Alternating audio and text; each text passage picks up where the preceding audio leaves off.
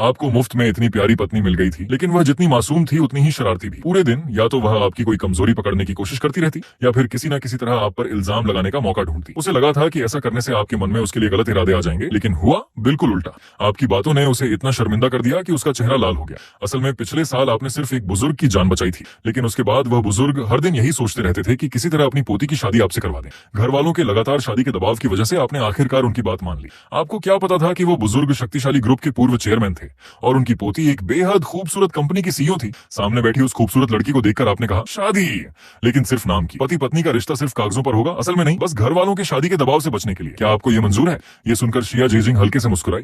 आपका प्रस्ताव तो बिल्कुल वही था जो वह चाहती थी। जब से उसके दादाजी की जान आपने बचाई थी, तब से वे हर दिन आप दोनों को मिलाने की कोशिश कर रहे थे। इसी वजह से शिया झिजिंग को आप पर शक होने लगा था कि आपके इरादे साफ नहीं है। उसने आपके बारे में जांच भी करवाई। उसके मुताबिक आपकी अच्छी शक्ल सूरत के अलावा कोई खास बात नहीं थी, लेकिन जितना वह आपके बारे में जानती गई उतना ही उसे यकीन होने लगा कि आप जानबूझकर उसके दादाजी के करीब आए हैं ताकि आगे चलकर कोई फायदा उठा सकें। आपकी असली सच्चाई सामने लाने के लिए उसने खुद इस खेल में उतरने का फैसला किया। काफी देर तक उसके चुप रहने पर आपको लगा कि उसने मना कर दिया है। आप माफी मांगकर जाने ही वाले थे कि तभी वो होश में आई। आपको जाते देखकर उसने तुरंत आवाज दी, रुकिए, मैंने कब कहा कि मैं मना कर रही हूँ? आप तुरंत पलटकर उसकी ओर देखने लगे। मतलब मैं मान गई। इतना कहते ही शिया झिजिंग को अचानक कुछ याद आया। कमाल की एक्टिंग करते हैं आप। तभी तो दादाजी भी आपकी बातों में आ गए। आपने अपने हाथ में मौजूद शादी का सर्टिफिकेट देखा, फिर उसकी तरफ देखा। अभी भी सब कुछ थोड़ा अजीब लग रहा था। मिस्टर, क्या मेरे चेहरे पर कुछ लगा है? आप लगातार मुझे ही देखे जा रहे हैं। शादी हो जाने के बाद भी शिया झिजिंग के मन में आपके लिए कोई खास भावना नहीं थी। वह जानबूझकर मिस्टर कहकर आपकी प्रतिक्रिया देख रही थी, लेकिन आप बिल्कुल सामान्य रहे। नहीं, ऐसी कोई बात नहीं, बस थोड़ा अजीब लग रहा है। ऐसा लगता है जैसे बहुत सी बातें अभी तक साफ भी नहीं हुई और हमारी अचानक शादी हो गई। जैसे जैसे शादी के बाद हम अलग अलग रहेंगे या साथ? मैं अपना सामान नीचे ले आता हूँ, इससे आपको बार बार ऊपर नीचे नहीं जाना पड़ेगा।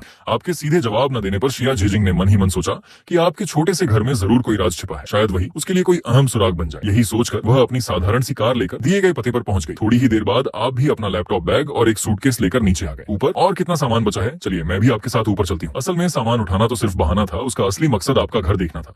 लेकिन आपका जवाब सुनकर वह हैरान रह गई। बस यही सारा सामान है? क्या पहली बार घर बदल रहे हैं और आपके पास सिर्फ एक लैपटॉप बैग और एक सूटकेस है? आपने मुस्कुराकर कहा, तो और क्या होना चाहिए? वह थोड़ी झेप गई और बोली, कम से कम कुछ फर्नीचर, बिस्तर, कंबल या दूसरी चीजें तो होंगी। उसका सवाल सुनकर आप भी थोड़ा चौंक गए। मिस शिया, मैंने पहले नहीं पूछा था, लेकिन अब पूछना चाहता हूँ, आपका जो बड़ा घर है कहीं वह अभी भी खाली बिना फर्नीचर वाला तो नहीं है? वह मन ही मन बोली, बिल्कुल नहीं, मेरी हैसियत ऐसी नहीं कि मैं अधूरा घर खरीदूं। तुम्हें महंगा लगता होगा, लेकिन मुझे तो सस्ता लगता है। हालांकि ये बातें सिर्फ उसके मन में थी। जब तक वह आपके असली इरादे नहीं जान लेती, तब तक उसे एक साधारण इंसान होने का नाटक करना था। फिर उसने मुस्कुराकर कहा, मिस्टर, मैं तो बस ये देखना चाहती थी कि कहीं आपका कोई सामान पीछे तो नहीं छूट गया, ताकि बाद में फिर से आने की जरूरत न पड़े। आपने सिर हिलाया। बात तो सही है। फिर आपने पूछा, मिस शिया, क्या आप ऊपर चलकर मेरा घर देखना चाहेंगी? वह तुरंत बोली, जरूर, मैं पहली बार आपके घर आ रही हूँ। क्या मैं आराम से चारों तरफ देख सकती हूँ? बिल्कुल। अपनी योजना सफल होते ही वह पूरे आत्मविश्वास के साथ आपके घर के अंदर चली गई। चारों तरफ नजर दौड़ाने के बाद उसने कहा, मिस्टर, आप भले ही अकेले रहते हो, लेकिन आपका कमरा काफी साफ सुथरा है। आप मुस्कुराए। अकेले रहने वाला इंसान तो और भी ज्यादा साफ सुथरा रहता है ना? उसका जवाब सुनकर आप थोड़ा हैरान रह गए। जरूरी नहीं, कुछ लोग काम में इतने व्यस्त रहते हैं कि उनका कमरा थोड़ा बिखरा हो तो वह भी समझ में आता है। आपको देखकर साफ समझ आ गया कि वह कुछ लोग दरअसल खुद उसी की तरफ इशारा था, लेकिन आपने कुछ नहीं कहा, बस मुस्कुरा दिया। फिर आपने कहा, वैसे मैं घर की सफाई नियमित करता हूँ, आगे से घर के सारे काम मैं संभाल लिया करूंगा। वैसे भी मैं ज्यादा बाहर नहीं निकलता। आपकी बात सुनकर शिया झिजिंग हैरान रह गई। उसने मन ही मन सोचा, इतना सीधा बनने की कोशिश कर रहा है, जरूर इसके पीछे कोई बड़ा मकसद होगा। लेकिन चेहरे पर मुस्कान बनाए रखते हुए उसने कहा, ठीक है, रोजमर्रा का जो भी सामान खरीदना हो बस मुझे बता दीजिए, मैं आपको पैसे ट्रांसफर कर दूंगी। वह मन ही मन सोच रही थी, घर के खर्चों में गड़बड़ी करना सबसे आसान होता है, शायद यहीं से इसकी कोई गलती पकड़ में आ जाए। लेकिन आपने मुस्कुराकर मना कर दिया, इन छोटी मोटी चीजों में ज्यादा खर्च नहीं होता, ये मैं ही संभाल लूंगा। वो बोली, लेकिन घर का खर्च सिर्फ राशन तक तो सीमित नहीं होता, मैं हर महीने आपको कुछ पैसे दे दिया करूंगी। 2 लोगों का खर्च अकेले आप क्यों उठाए? आपने इसे ज्यादा महत्व नहीं दिया। आपकी नजर में तो बस एक व्यक्ति का खाना और बढ़ गया था, लेकिन उसके जिद करने पर आपने आखिरकार हामी भर दी। ठीक है, जैसा आप कहें। आपकी हामी सुनते ही उसके चेहरे पर मुस्कान खिल उठी, लेकिन अफसोस, आपके घर की तलाशी लेने के बाद भी उसे कोई राजा हाथ नहीं लगा। चलिए अब अपना नया घर देखते हैं। नए घर पहुंचने के बाद आप सफाई करने लगे।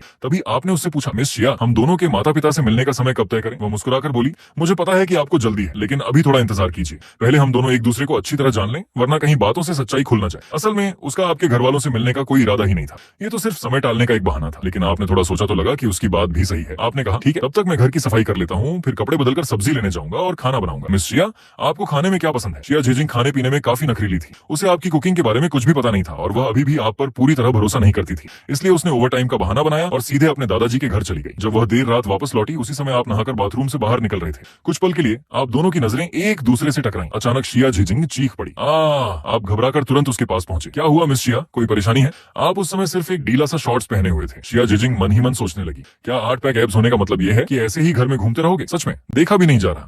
हालांकि उसके मन में यही चल रहा था, लेकिन उसकी नजरें बार बार आपकी तरफ चली जा रही थी। उसने बड़ी मुश्किल से अपनी नजरें हटाई और सामान्य बनने की कोशिश करते हुए बोली, मिस्टर, अब मैं भी इसी घर में रहने वाली हूँ, इसलिए आगे से आप अपने कपड़ों का थोड़ा ध्यान रखिए। तभी आपको अपनी गलती का एहसास हुआ। आप तुरंत कमरे में गए, नाइट सूट पहनकर वापस आए, लेकिन तब तक शिया झिजिंग अपने कमरे में जा चुकी थी। कुछ देर बाद आपने उसे मैसेज किया, सॉरी मिस शिया, मैं इतने समय से अकेला रह रहा था, इसलिए आदत नहीं रही, आगे से मैं पूरा ध्यान रखूंगा। कमरे में बैठी शिया झिजिंग आपका मैसेज पढ़ रही थी। उसके दिल की धड़कनें तेज हो गईं और चेहरा फिर से लाल पड़ गया। आपके शरीर की तस्वीर बार बार उसके दिमाग में घूमने लगी। मैं पागल हो गई हूँ, मुझे ये सब भूल जाना चाहिए, जल्दी भूल जाओ। उसने आपके कॉन्टैक्ट का नाम बदलकर 8 पैक वाला एक्सिबिशनिस्ट रख दिया और जवाब भेजा, कोई बात नहीं, शायद मैंने ही ज्यादा रिएक्ट कर दिया, मैंने खाना गर्म कर दिया है, अगर चाहें तो आकर खा लीजिए। आपने जवाब दिया, नहीं मैं खाना खा चुका हूँ, बहुत रात हो गई है, आप भी आराम कीजिए। मैसेज भेजने के बाद शिया झिजिंग दरवाजे के पास खड़ी होकर बाहर की आवाजें सुनती रही। जब उसे आपके कमरे का दरवाजा बंद होने की आवाज सुनाई दी, तभी वह चैन की सांस लेकर अपने कपड़े उठाकर बाथरूम चली गई। जब तक आप बाहर थे उसे नहाने में बहुत झिझक हो रही थी। गर्म पानी की धार महसूस करते हुए उसने आंखें बंद कर लीं, लेकिन मुश्किल से 2 सेकंड ही बीते होंगे कि उसके दिमाग में एक तस्वीर उभर आई। भाप से भरे बाथरूम में आप शॉवर के नीचे खड़े थे। वह घबराकर तुरंत आंखें खोल बैठी। हे भगवान, मैं सच में पागल हो गई हूँ, जल्दी नहाकर सो जाती हूँ, नहीं तो ऐसे ही अजीब अजीब ख्याल आते रहेंगे। लेकिन अगले ही पल उसके मन में एक और ख्याल आया, कहीं इन्होंने मेरा बाटब तो इस्तेमाल नहीं किया होगा। बस इतना सोचते ही उसके दिमाग में आपकी बाटब में बैठे होने की तस्वीर घूमने लगी। काफी देर तक अपने ही ख्यालों से लड़ने के बाद उसने किसी तरह नहाना पूरा किया और धीरे धीरे कमरे में जाकर बिस्तर पर लेट गई। उसने सोचा अच्छी नींद आ जाएगी तो शायद सुबह तक ये सब भूल जाऊंगी, लेकिन पूरी रात करवटें बदलने के बावजूद उसे नींद नहीं आई। एक ही सवाल उसके दिमाग में घूम रहा था, आखिर इन्होंने मेरा बाटब इस्तेमाल किया था या नहीं। मैं तो किसी के साथ एक ही बाटब शेयर नहीं करना चाहती। आधी नींद में उसने जाने कैसे हिम्मत जुटाई और आपको मैसेज भेज दिया, आपने नहाते समय मेरा बाटब इस्तेमाल किया था क्या। उधर आप मोबाइल पर वीडियो देख रहे थे, तभी उसका यह अजीब सा मैसेज आया। वजह समझ नहीं आई, लेकिन आपने ईमानदारी से जवाब दिया, नहीं आप निश्चिंत रहिए, घर की किसी भी कीमती चीज को मैं बिना पूछे हाथ नहीं लगाऊंगा। लेकिन जैसे ही आपने मैसेज भेजा उसने अपना मैसेज वापस ले लिया। आपने आंखें मलकर दोबारा स्क्रीन देखी कि कहीं आपको गलत तो नहीं दिखा। उधर शिया झिजिंग को जैसे ही एहसास हुआ कि उसने क्या भेज दिया है, उसकी नींद पूरी तरह उड़ गई। मैंने ये क्या कर दिया, सिर्फ एक बाटब के लिए आधी रात को मैसेज भेज दिया, कहीं वो मुझे पागल तो नहीं समझेंगे। उसने सोचा कि शायद आपने अभी तक मैसेज नहीं देखा होगा, इसलिए जल्दी से उसे डिलीट कर दिया। लेकिन अगले ही पल आपका जवाब स्क्रीन पर आ गया। अरे इन्होंने तो देख भी लिया, ये आधी रात तक सोते भी नहीं है और इतने अजीब मैसेज का जवाब भी इतनी जल्दी दे दिया। शर्म से उसका चेहरा लाल हो गया। उस वक्त उसका मन कर रहा था कि कहीं जमीन फट जाए और वो उसमें समा जाए, लेकिन अफसोस फर्श इतना मजबूत था कि उसे यह मौका भी नहीं मिला। आखिरकार उसने सोचा कि इस शर्मिंदगी से निकलने का सबसे आसान तरीका यही है कि मोबाइल एक तरफ रख दिया जाए और ऐसे दिखाया जाए जैसे कुछ हुआ ही नहीं। उधर आपने भी यही फैसला किया और बात वहीं खत्म कर दी। अगली सुबह उनींदी हालत में शिया झिजिंग जैसे ही अपने कमरे से बाहर निकली, उसकी मुलाकात आपसे हो गई, जो अभी अभी बाहर से लौटे थे। आपने पूछा, नाश्ता तैयार है। वो बोली, जब खाना बनाऊंगी तब पहले से बता दूंगी। हालांकि मन ही मन उसने तय कर लिया था कि अब वह जिंदगी में कभी आपका बनाया खाना नहीं खाएगी। घर से निकलकर वह सोसाइटी के पास ही कल रात खुले एक नए रेस्टोरेंट में पहुंची। सिर्फ वही जानती थी कि उस रेस्टोरेंट की मुख्य शेफ असल में उनके घर की पुरानी रसोइयां थीं, जिन्होंने बचपन से ही उसे बड़ा होते देखा था। जैसे ही आंटी वांग ने उसे देखा, उनकी गॉसिप करने की इच्छा जाग उठी। शिया झिजिंग की अचानक हुई शादी की खबर पूरे परिवार में फैल चुकी थी। बस किसी की हिम्मत नहीं हुई कि उससे इस बारे में पूछे। आंटी वांग मुस्कुराकर बोली, बेटी आखिर किस खुशकिस्मत लड़के ने तुम्हारा दिल जीत लिया। शिया झिजिंग ने शांत स्वर में जवाब दिया, कोई अमीर घर का लड़का नहीं, बस एक साधारण इंसान है। ये सुनते ही आंटी वांग की आंखें हैरानी से फैल गईं। उनके दिमाग में तुरंत अमीर लड़की और गरीब लड़के वाली कई कहानियां घूमने लगी। उन्होंने मन ही मन सोचा, आखिर वो लड़का कितना हैंडसम होगा कि हमारी मैडम भी उस पर फिदा हो गई। फिर उन्होंने मुस्कुराकर पूछा, तो क्या आप यहाँ भी उन्हीं की वजह से रहने आई हैं? उनकी आवाज में उत्साह साफ झलक रहा था। शिया झिजिंग ने तुरंत टोका, उन्हें दामाद मत कहिए। उसके चेहरे का भाव देखकर आंटी वांग ने मन ही मन सोचा, लगता है शादी के पहले ही दिन दोनों में झगड़ा हो गया। शायद मुझे उस लड़के को सिखाना पड़ेगा कि हमारी मैडम को कैसे मनाया जाता है। उधर नाश्ता करने के बाद आप अपने ऑनलाइन स्टोर का काम संभाल रहे थे कि तभी डोरबेल बजी। दरवाजा खोलते ही देखा कि सामने दादाजी खड़े हैं। आप हैरानी से बोले, दादाजी आने से पहले एक बार बता तो देते। इतना कहते ही आपको अपनी गलती का एहसास हुआ और आपने तुरंत कहा, दादाजी। वह खुश होकर बोले, अच्छा हुआ अब तो तुमने मुझे दादाजी कह ही दिया, लो ये तुम्हारे लिए मुंह दिखाई का तोहफा है। इतना कहकर उन्होंने एक बैंक कार्ड आपकी तरफ बढ़ाया। इसमें 25 लाख 2,50,000 युआन के बराबर राशि है, इसे अपने खर्च के लिए रख लो। आपने तुरंत मना किया, लेकिन दादाजी नहीं माने। कई बार मना करने के बाद आपने सोचा कि फिलहाल कार्ड रख लेते हैं और शाम को शिया झिजिंग के लौटने पर उसे वापस कर देंगे। इसके बाद आप दोनों शतरंज खेलते हुए बातें करते रहे। दोपहर होते ही आपने कहा, दादाजी मैं दोपहर का खाना बना देता हूँ। उन्होंने मुस्कुराकर कहा, ठीक है। क्या शिया झिजिंग दोपहर का खाना खाने वापस आएंगी? नहीं, उनका काम बहुत ज्यादा रहता है। दादाजी बस मुस्कुरा दी। उन्हें सब पता था। वे समझ गए कि यह उनकी पोती का सिर्फ एक बहाना है। अचानक उनके दिमाग में एक शरारती आइडिया आया। युयान, खाना बन बन जाने के बाद क्यों ना हम थोड़ा सा खाना झीजिंग के लिए भी लेकर चलें। आपने हाँ तो कह दिया, लेकिन शिया झीजिंग के स्वभाव को जानते हुए आपने चुपके से उसे मैसेज कर दिया। उधर अपने ऑफिस में बैठी शिया झीजिंग ने आपका मैसेज पढ़ते ही घबरा गई। उसने तुरंत जवाब दिया, मैं ऑफिस में खाना खा चुकी हूँ, प्लीज दादाजी को समझाइए, उन्हें इतनी धूप में आने की जरूरत नहीं है। आपने जवाब दिया, अगर मैं उन्हें मना सकता तो तुम्हें मैसेज ही क्यों करता। कुछ ही देर बाद आप दोनों टैक्सी से क्यांगशिंग ग्रुप पहुंच गए। जैसे ही आप नीचे उतरे आपने देखा कि शिया झीजिंग अपनी सेक्रेटरी जू छुयुए से बात कर रही थी। दादाजी ने भी उसे पहचान लिया, लेकिन उन्होंने कुछ नहीं कहा। वे तो बस यह देखना चाहते थे कि उनकी पोती आखिर कब तक यह नाटक करती रहेगी। शिया झीजिंग ने आप दोनों को देखकर हैरानी का नाटक करते हुए कहा, दादाजी आप लोग यहाँ। दादाजी हंसते हुए बोले, युयान को चिंता थी कि तुम काम में इतनी व्यस्त हो जाओगी कि खाना भी नहीं खाओगी, इसलिए वो जिद करके मुझे तुम्हारे लिए खाना लेकर यहाँ ले आया। शिया झीजिंग दादाजी का झूठ पकड़ना नहीं चाहती थी। उसने मुस्कुराकर आपके हाथ से टिफिन ले लिया। बाहर बहुत गर्मी है, मेरी कार वहीं खड़ी है, चलिए उसी में बैठकर खाते हैं। असल में उसे डर था कि अगर ऑफिस के कर्मचारी उसे नमस्ते करने लगे तो उसकी असली पहचान खुल जाएगी। तभी दादाजी बोले, तुम दोनों जाओ, मैं तब तक आसपास थोड़ा घूम लेता हूँ। हम दोनों शिया झीजिंग बेबस होकर उन्हें देखने लगी।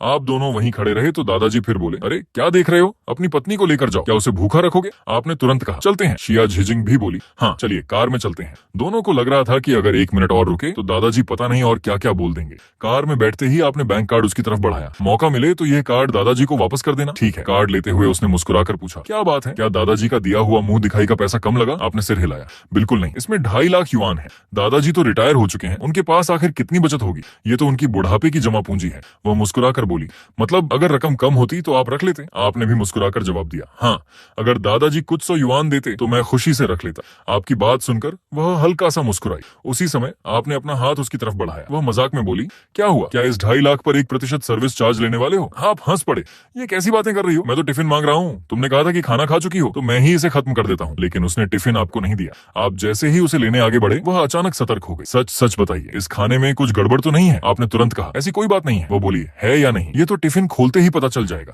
आपके रोकने से पहले ही उसने टिफिन खोल दिया।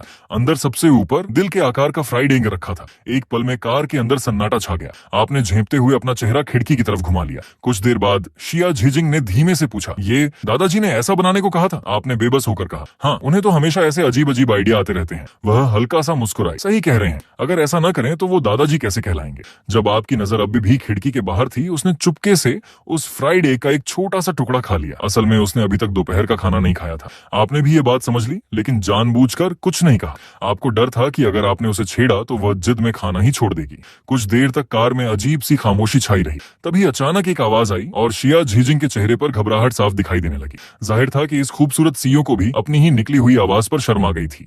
आपने तुरंत अपना मुंह ढक लिया, लेकिन आपका कांपता हुआ शरीर बता रहा था कि आप हंसी रोकने की पूरी कोशिश कर रहे हैं। वह झेंपते हुए बोली, क्या हुआ, हंस क्यों रहे हैं, इतनी मजेदार बात थी क्या। आपने मुस्कुराकर कहा, मिस शिया मैं प्रोफेशनल ट्रेनिंग ले चुका हूँ। थोड़ी देर सोचने के बाद आपने मजाक न करने का फैसला किया और कहा, असल में मैं बस इस बात से खुश हूँ कि आपको मेरे हाथ का बना खाना पसंद आया। वो बोली, बड़ी मीठी मीठी बातें करते हैं आप, लेकिन फिर भी धन्यवाद। धन्यवाद की कोई जरूरत नहीं। फिर आपने पूछा, वैसे क्या आप थोड़ी देर आराम नहीं करेंगी। वह हैरानी से बोली, आराम। आपके न समझने पर उसने समझाया, जब मैं नौकरी करती थी तो दोपहर का खाना खाने के बाद थोड़ा सा सो लिया करती थी। ज्यादा कार्बोहाइड्रेट वाला खाना खाने के बाद नींद आती है। अगर दोपहर में नहीं सोती तो ऑफिस पहुंचने के बाद बॉस तो सोने नहीं देते थे। आप मुस्कुराकर बोले, अच्छा लेकिन मेरी बॉस बहुत समझदार है, अगर मुझे दोपहर में नींद भी आ जाए तो वह मुझे डांटती नहीं है। फिर आपने कहा, अभी ऑफिस के बाहर जिस लड़की से आप बात कर रही थी वही मेरी बॉस हैं, उनका नाम जू छुयुए है। शिया झीजिंग बिना पलक झपकाए झूठ बोल गई। अगर उसकी सेक्रेटरी को यह बात पता चल जाती तो शायद वह भी हैरान रह जाती। उधर दादाजी जानते थे कि आप आसानी से किसी की बातों में आने वाले नहीं हैं,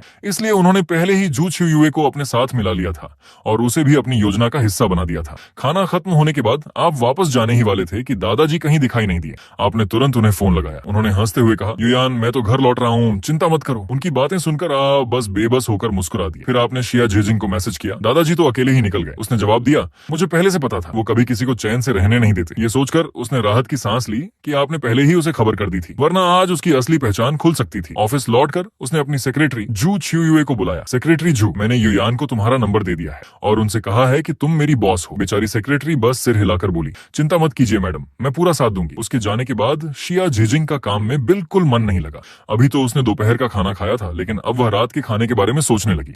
आज घर जाकर उसके हाथ का खाना खाऊं या नहीं। नहीं नहीं, अगर चली गई तो ऐसा लगेगा जैसे मुझे सच में उसके हाथ का खाना बहुत पसंद है, मेरी भी तो इज्जत है। बहुत देर तक सोचने के बाद उसने मोबाइल उठाया और आपको मैसेज भेज दिया, आज ओवर टाइम नहीं करूंगी, रात का खाना घर पर खाऊंगी। मैसेज पढ़कर आप मुस्कुरा दिए और जवाब दिया, ठीक है मैं आपका इंतजार करूंगा। उसने आपका जवाब पढ़ा और कुछ देर तक स्क्रीन को देखती रही। ये क्या हो रहा है, मैंने तो तय कर लिया था कि घर नहीं जाऊंगी, फिर मैंने ऐसा मैसेज भेज ही क्यों दिया। काफी सोचने के बाद उसने खुद ही जवाब ढूंढ लिया, मैं आखिर घबरा क्यों रही हूँ, मैं अपने ही घर जा रही हूँ, कोई चोरी थोड़ी कर रही हूँ। ये सोचते ही वह फिर से सामान्य हो गई। शाम को जैसे ही वह घर पहुंची, आपने मुस्कुरा कर कहा, मिस शिया आप आ गई बिल्कुल सही समय पर, खाना अभी अभी तैयार हुआ है, आपके लिए चावल भी परोस दिए हैं, आइए पहले हाथ धो लीजिए फिर खाना खाते हैं। वह हल्की मुस्कान के साथ बोली, धन्यवाद। फिर मजाक करते हुए बोली, मिस्टर आप तो घर संभालने में भी इतने अच्छे हैं, पता नहीं किस लड़की ने आपको इतनी अच्छी ट्रेनिंग दी है। आप हंस पड़े, मिस शिया मैंने आज तक कभी किसी से प्यार नहीं किया, अगर मुझे प्यार करना आता तो आज तक सिंगल नहीं रहता, पहली ही मुलाकात में शादी का प्रस्ताव देने की नौबत भी नहीं आती। फिर आपने पूछा, लेकिन आप इतनी खूबसूरत हैं, सफल हैं, अच्छी कमाई करती हैं, फिर आपने मुझसे अचानक शादी करने के लिए हाँ क्यों कहा। आपका सवाल सुनकर शिया झिजिंग की शरारत जाग उठी। वह मुस्कुराई, धीरे से अपना पैर बढ़ाकर आपकी टांग को हल्के से छुआ और बोली, अगर मैं कहूँ कि मुझे आपसे पहली नजर में ही प्यार हो गया था तो बताइए मिस्टर आपकी क्या प्रतिक्रिया होगी। आप हल्का सा मुस्कुराए और अपनी टांग पीछे खींच ली। मिस शिया आप मजाक कर रही हैं, मुझे नहीं लगता कि मुझ में ऐसी कोई बात है जिससे आपको पहली नजर में प्यार हो जाए। आपका इस तरह दूरी बना लेना देखकर शिया झिजिंग हैरान रह गई। उसे अपनी खूबसूरती पर हमेशा पूरा भरोसा था, उसने कभी नहीं सोचा था कि कोई पुरुष इस तरह खुद पीछे हट जाएगा। उसने मुस्कुराकर पूछा, क्यों, क्या आपको मैं पसंद नहीं हूँ। आपने सिर हिलाया, ऐसी बात नहीं है, बस मुझे लगा कि आपने मेरे सवाल का जवाब देने से बचने के लिए पहली नजर का प्यार वाली बात कह दी, इसलिए मुझे उस पर यकीन नहीं हुआ। वो मुस्कुराई, अच्छा तो असल में आप ये जानना चाहते हैं कि मेरे कितने बॉयफ्रेंड रहे हैं। आपने सिर हिलाकर हामी भर दी। वह बिना झिझक बोली, कॉलेज के दिनों से ही बहुत लड़के मुझे प्रपोज करते थे, लेकिन कोई भी मुझे पसंद नहीं आया। धीरे धीरे लोगों ने कोशिश करना ही छोड़ दिया, इसलिए आज तक मैं भी आपकी तरह सिंगल ही हूँ। आपने समझते हुए कहा, यह स्वाभाविक है, जो लड़कियां बहुत अच्छी और सफल होती हैं उनसे कई लड़के बात करने की भी हिम्मत नहीं कर पाते। वह हल्की सी हंसी, चाहे मैं कितनी भी सफल क्यों ना हो जाऊं, घर वालों की शादी की जिद के आगे सब बेकार हो जाता है, इसलिए जब आपने कॉन्ट्रैक्ट मैरिज का प्रस्ताव रखा तो मैंने भी हाँ कह दी। वैसे भी अगर सिर्फ साथ रहना ही है तो आपके जैसे हैंडसम इंसान के साथ रहना ज्यादा अच्छा लगेगा। उसकी आधी सच्ची और आधी मजाक वाली बातों पर आपको पूरा भरोसा हो गया, लेकिन उसने सोचा कि कहीं आप ज्यादा सोचने न लगें, इसलिए उसने तुरंत सवाल पलट दिया, लेकिन एक बात बताइए, पहली मुलाकात में ही आपने मुझसे शादी की बात क्यों की, क्या सिर्फ घर वालों के दबाव की वजह से। आप तुरंत बोले, पहले खाना खाते हैं, बातें करते करते खाना ठंडा हो जाएगा। वो मुस्कुराकर बोली, अच्छा अब मेरी बारी आई तो आप सवाल से बचने लगे। उसने आपको जवाब देने का मौका ही नहीं दिया। आखिरकार आपने हार मान ली और सच बोल दिया, मैं मानता हूँ कि आपकी खूबसूरती का भी असर था, आखिर सुंदर चीजें किसे पसंद नहीं होती, लेकिन मैं आपको एक बात का भरोसा दिलाता हूँ, मैं कभी भी आपके साथ कोई गलत हरकत नहीं करूंगा। शिया झिजिंग हंस पड़ी, कोई बुरा इंसान खुद थोड़ी कहेगा कि वो बुरा काम करेगा। आप चुप रहे। उसे फिर शरारत सूझी, अगर कभी मैं ही आपके साथ कुछ शरारत कर बैठी तब आप क्या करेंगे। आप भी मुस्कुराए और उसी के अंदाज में बोले, फिर मेरे पास मान लेने के अलावा कोई रास्ता नहीं होगा, बस यही समझूंगा कि मेरी किस्मत खराब थी। आपका जवाब सुनकर वो काफी देर तक हंसती रही। वो कुछ और कहने ही वाली थी कि तभी मेज पर रखा आपका मोबाइल बज उठा। आप दोनों की नजर स्क्रीन पर गई। कॉल आपकी माँ लियू यिंग की थी। आपने कहा, जरा रुकिए पहले माँ से बात कर लूं। आपने फोन उठाया, हेलो माँ, खाना खा लिया। उधर से उदास आवाज आई, मन ही नहीं है खाने का। आपने पूछा, क्या हुआ, पापा ने फिर आपको नाराज कर दिया। माँ बोली, तुम्हारे पापा ने कुछ नहीं किया। आप तुरंत समझ गए कि बात फिर आपकी शादी पर आकर रुकी है, लेकिन आपने शिया झिजिंग से वादा किया था कि अभी शादी की बात घर वालों को नहीं बताएंगे, इसलिए आपने माँ को समझाते हुए कहा, अरे माँ अब इतना मत सोचिए, मैं जल्दी ही कोई गर्लफ्रेंड ढूंढ लूंगा। माँ ने तुरंत पूछा, ये जल्दी आखिर कब आएगा। ये मैं अभी नहीं बता सकता। अच्छा अगर नहीं बता सकते तो इस वीकेंड घर आ जाओ, तुम्हारे लिए एक रिश्ता देखा है। रिश्ता। फोन पर आपकी माँ की ये बात सुनते ही शिया झिजिंग के चेहरे का रंग बदल गया। वह मन ही मन सोचने लगी, भले ही मेरे इरादे कुछ भी हों, लेकिन इस वक्त ये आदमी मेरा पति है और अब ये किसी और लड़की से मिलने जाएगा। ये सोचते ही उसने जोर से अपना हाथ मेज पर मार दिया। आपने उसकी तरफ देखा, उसके चेहरे पर बर्फ जैसी ठंडी नाराजगी साफ दिखाई दे रही थी। उसने कुछ नहीं कहा, लेकिन उसकी आंखें जैसे आपको चेतावनी दे रही थी, अगर तुम सच में रिश्ता देखने गए तो याद रखना। आप बेबस होकर उसकी तरफ देखते रह गए। उधर फोन पर माँ ने पूछा, ये कैसी आवाज थी। आपने जल्दी से कहा, कुछ नहीं माँ, बस गलती से एक चीज नीचे गिर गई। फिर आपने गहरी सांस ली। माँ रिश्ता देखने की जरूरत नहीं है, मुझे एक लड़की पसंद है, जैसे ही बात बन जाएगी मैं उसे घर लेकर आऊंगा। आपकी यह बात सुनते ही शिया झिजिंग का गुस्सा पल भर में गायब हो गया। उसके होंठों पर हल्की मुस्कान आ गई, लेकिन वह खुशी की मुस्कान नहीं थी, बल्कि आपको चिढ़ाने वाली मुस्कान थी। उसे अच्छी तरह पता था कि आप किसी लड़की को नहीं बल्कि आगे चलकर उसी को घर ले जाने वाले हैं। हालांकि उसने मन ही मन सोचा, वैसे मेरा तुम्हारे घर जाने का कोई इरादा नहीं है। उस समय अपने घर वालों को क्या समझाओगे, ये तुम्हारी समस्या होगी। उधर फोन पर माँ फिर बोली, तू मुझे बहाने मत बना, अगर सच में कोई लड़की है तो उसकी 2 फोटो भेज, और ये मत कहना कि चोरी छिपे फोटो लेना ठीक नहीं होता। आपने मदद की उम्मीद में शिया झिजिंग की तरफ देखा, लेकिन उसने साफ मना कर दिया। कोई रास्ता न देखकर आपने आखिरी दांव खेला। माँ मैं साफ कह रहा हूँ, मैं शादी करूंगा तो सिर्फ उसी लड़की से। इतना सुनते ही शिया झिजिंग अपनी हंसी रोक नहीं पाई और जोर से हंस पड़ी। हालांकि उसने तुरंत अपना मुंह ढक लिया, लेकिन तब तक देर हो चुकी थी। माँ ने तुरंत पूछ लिया, युयान ये हंसी किसकी थी। आप घबरा कर बोले, वो टीवी की आवाज थी। माँ तुरंत बोली, झूठ मत बोल, तुझे तो टीवी देखने की आदत ही नहीं है, सच सच बता, इस वक्त तेरे साथ कौन है। आप हकलाने लगे। मैं वो। आपकी हालत देखकर शिया झिजिंग झिजिंग के दिमाग में एक नई शरारत आ गई। वह सोचने लगी, चलो आज इसे ऐसी मुश्किल में डालती हूँ कि जिंदगी भर याद रखेगा। उसने बिना कुछ कहे आपके हाथ से फोन ले लिया। नमस्ते आंटी। उधर से तुरंत खुश होकर आवाज आई, अरे बेटी नमस्ते, तुम्हारा नाम क्या है? वो मुस्कुराकर बोली, मेरा नाम शिया झिजिंग है और मैं युयान की पत्नी हूँ। उसके इतना कहते ही फोन के दूसरी तरफ सन्नाटा छा गया। आप भी सामने बैठे उसे अवाक देखते रह गए। आप मन ही मन सोच रहे थे, अभी कुछ देर पहले तो कह रही थी कि शादी की बात किसी को नहीं बतानी और अब खुद ही सब बता दिया। कुछ पल बाद फोन पर माँ की जोरदार हंसी सुनाई दी। मैं सोच रही थी कि आज ये लड़का इतना अजीब क्यों व्यवहार कर रहा है। निकला ये कि गर्लफ्रेंड बना ली और मुझे बताया तक नहीं। अच्छा हुआ बेटी तुमने खुद बता दिया, नहीं तो ये तो पता नहीं कब तक छिपाए रखता। आप मन ही मन सोचने लगे, गलती मेरी कैसे हो गई? माँ फिर शिया झिजिंग से बोली, बेटी युयान ने आज तक कभी प्यार नहीं किया, इसलिए कई बार जो दिल में होता है वही सीधा मुंह पर बोल देता है। जैसे अभी उसने कहा कि वह सिर्फ तुमसे ही शादी करेगा। वो मजाक नहीं कर रहा था। ये सुनकर शिया झिजिंग ने शरारती मुस्कान के साथ आपकी तरफ देखा। आंटी सच कह रही हैं? आपने बेबस होकर उसकी तरफ देखा और धीरे से कहा, हाँ। माँ तुरंत डांटते हुए बोली, हाँ क्या होता है, ढंग से बोल। मजबूर होकर आपने फिर दोहराया, मैं इस जिंदगी में शादी करूंगा तो सिर्फ शिया झिजिंग से। माँ मुस्कुराकर बोली, बस यही बात? फिर उन्होंने कहा, बेटी तुमने भी सुन लिया ना? शिया झिजिंग की मुस्कान अब छिपाई नहीं छिप रही थी। वो बोली, जी आंटी मैंने सुन लिया। माँ प्यार से बोली, बेटी जब भी समय मिले घर जरूर आना। मैं युनकियान शहर में रहती हूँ, तुम्हारे यहाँ से ज्यादा दूर भी नहीं है। जरूर आंटी, काम थोड़ा कम हो जाए फिर मैं युयान के साथ आपसे मिलने आऊंगी। माँ ने तुरंत कहा, कोई जल्दी नहीं है, पहले अपना काम देखो। ये सुनकर आपने शिकायत की, माँ ये तो सरासर पक्षपात है, जब मैं घर नहीं आता था तब तो आप रोज डांटती थी। माँ तुरंत बोली, चुप रहो, मैं अपनी बहू से बात कर रही हूँ, बीच में मत बोलो। झिजिंग ने मुस्कुराते हुए आपकी तरफ विजयी नजर से देखा, मानो अपनी जीत का जश्न मना रही हो। बेबस होकर आपने बस होंठ सिकोड़ लिए और चुपचाप बैठे रहे। दोनों लगभग 25 मिनट तक बातें करते रहे। आखिरकार फोन रखने का समय आया। फोन काटने से पहले माँ ने आपको फिर से डांटना नहीं भूला, सुनो जरा भी झिजिंग को परेशान मत करना। अगर मुझे पता चला कि तुमने उसे दुख दिया है तो घर आकर झाड़ू से तुम्हारी अच्छी खबर लूंगी। आप मुस्कुराकर बोले, जी माँ मैं झिजिंग का अच्छे से ख्याल रखूंगा। फोन कटते ही शिया झिजिंग अपनी हंसी रोक नहीं पाई और जोर जोर से हंसने लगी। आपने बेबस होकर कहा, बस भी कीजिए मिस शिया, आप तो हमेशा बहुत गंभीर लगती थी। आज पता चला कि किसी को छेड़ने में भी आपको कितना मजा आता है। वह मुस्कुराकर बोली, शायद इसलिए कि मिस्टर यू मुझे बहुत ज्यादा सिर पर चढ़ा देते हैं। जिसे इतना प्यार और तवज्जो मिले वो थोड़ा शरारती तो हो ही जाता है। फिर उसने आपकी ही आवाज की नकल करते हुए कहा, मैं तो सिर्फ शिया झिजिंग से ही शादी करूंगा। आप शर्मिंदा होकर बोले,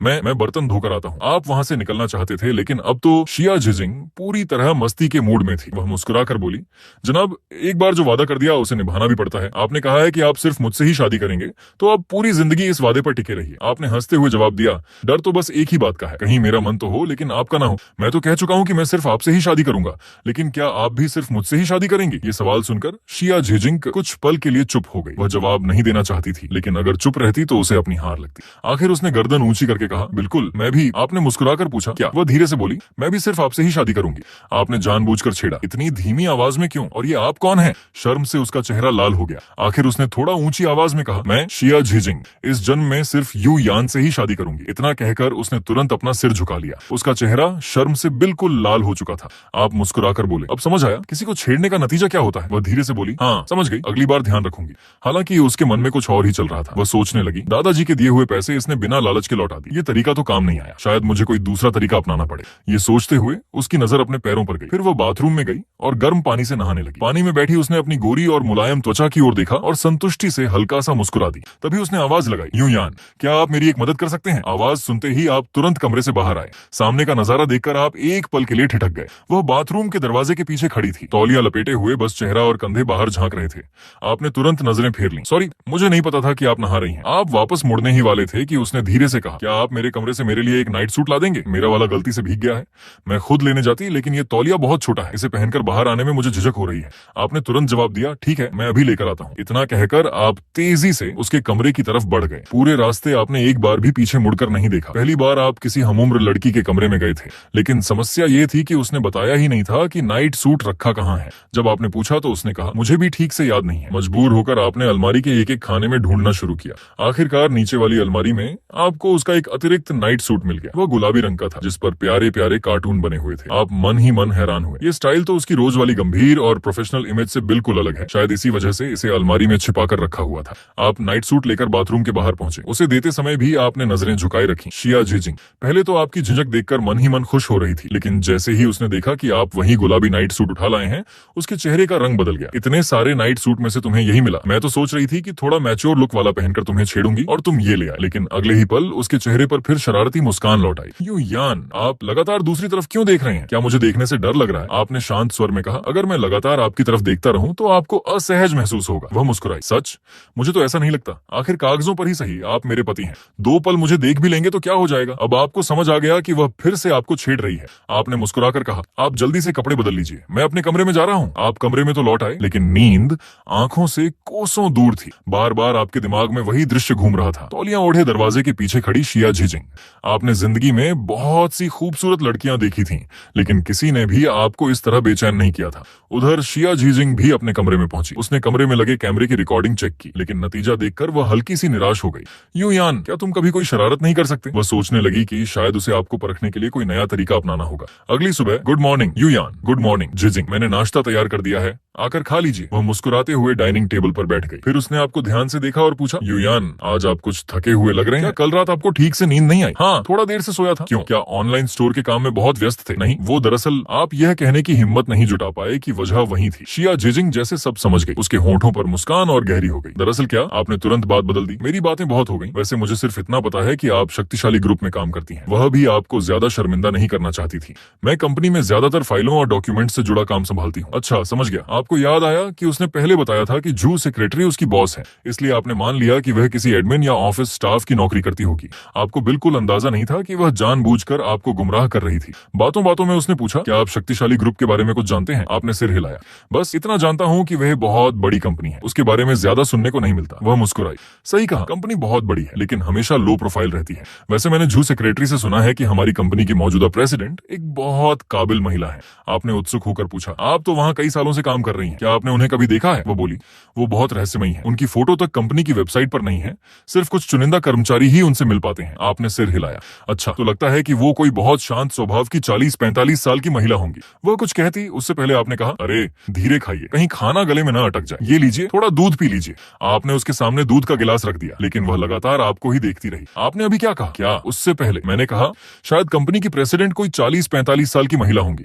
आपकी बात पूरी भी नहीं हुई थी कि उसने भौहें चढ़ाकर पूछा, आपको ऐसा क्यों लगता है कि वह जरूर अधेड़ उम्र की महिला होंगी? आप पूरे आत्मविश्वास से समझाने लगे, देखिए 70-80 साल की तो हो नहीं सकती, उस उम्र में तो रिटायरमेंट हो जाता है, और 20-25 साल की भी नहीं होंगी, क्योंकि इतनी कम उम्र में इतनी बड़ी कंपनी कौन संभालता है। इसलिए मेरा अंदाजा है कि उनकी उम्र कम से कम 40 साल तो होगी। आप अभी अपनी दलील दिए जा रहे थे कि अचानक आपके पैर में दर्द हुआ। झिजिंग, आपने मेरे पैर पर पैर रख दिया। वह बिल्कुल शांत स्वर में बोली। ओ, फिर उसने पैर हटा लिया, कुर्सी से उठी और कहा, मैं नाश्ता कर चुकी, अब ऑफिस जा रही हूँ। आपने पूछा, दोपहर में घर आकर खाना खाएंगी या मैं आपके लिए टिफिन लेकर आ जाऊं? उसने बिना आपकी तरफ देखे कहा, नहीं। आप हैरान रह गए, अभी तक तो हंस रही थी, अचानक क्या हो गया? दोपहर प्रेसिडेंट के ऑफिस में बैठी शिया झिजिंग अब भी नाराज थी। बेवकूफ यू यान, सब जानते हुए भी पूरे विश्वास से मुझे 40 साल की औरत बता रहा था, मैं सिर्फ 25 साल की हूँ। तभी दरवाजे पर दस्तक हुई। मैडम, अगर कोई और काम नहीं है तो मैं लंच करने जा रही हूँ, रुको मैं भी चलती हूँ। जू सेक्रेटरी थोड़ी हैरान हुई। तो मिस्टर यू का क्या होगा? उससे क्या मतलब? वो तो आपके लिए रोज खाना लेकर आते हैं और आपको उनका बनाया खाना भी पसंद है। शिया झिजिंग तुरंत बोली, किसने कहा कि मुझे उसका बनाया खाना पसंद है?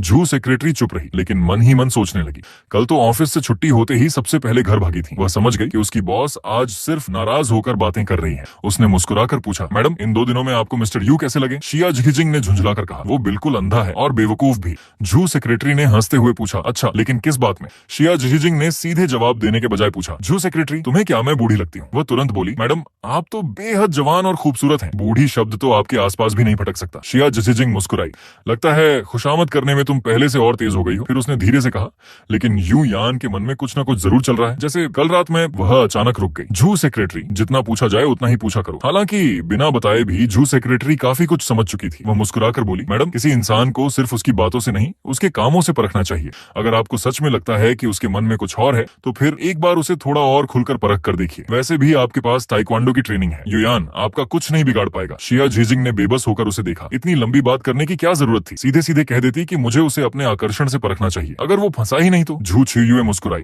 अगर उसके मन में आपके लिए जरा भी भावना होगी तो वह जरूर असर दिखाएगा। असल में जू सेक्रेटरी का मकसद सिर्फ अपनी बॉस की मदद करना नहीं था, बल्कि दोनों की जोड़ी बनते देखना भी था। उसने मन ही मन सोचा, मैडम हमेशा काम में डूबी रहती हैं, अगर इन्हें प्यार हो गया तो शायद इनके चेहरे पर भी हमेशा मुस्कान रहेगी और मेरा काम भी आसान हो जाएगा। ये सोचकर वह खुद ही मुस्कुरा उठी। उधर आप सब्जी खरीदने जा रहे थे कि तभी एक आंटी आपके पास आ गई। बेटा तुम झिजिंग के पति हो ना? आप थोड़ा चौंके। जी, लेकिन आप कौन? मैं चाय शुजू रेस्टोरेंट में काम करती हूँ। झिजिंग अक्सर हमारे यहाँ खाना खाने आती थी। वैसे तुम्हारा नाम क्या है? युयान। आंटी मुस्कुराई। युयान, तुम्हें देखकर ही लगता है कि तुम बहुत अच्छा खाना बनाते हो। जब से झिजिंग तुम्हारे साथ रहने लगी है तब से हमारे यहाँ आई ही नहीं। पहले तो लगभग हर रोज आती थी। आपने सिर हिलाया।